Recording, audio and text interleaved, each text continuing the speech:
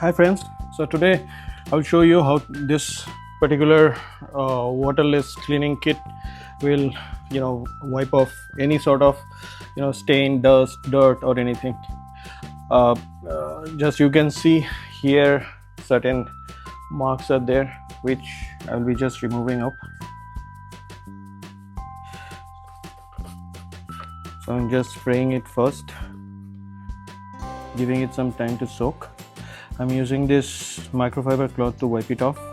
We should not use any other cloth because that will create swill marks or scratches on the surface, which we don't want. So here you can see this is wiping off easily.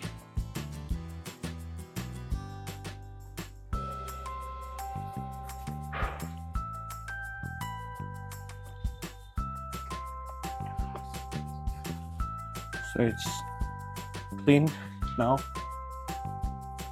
as you can see.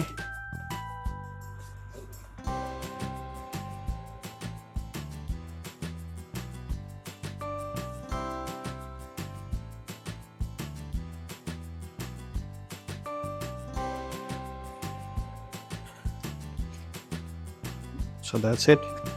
Thank you for watching. I will share the link in the description of this video.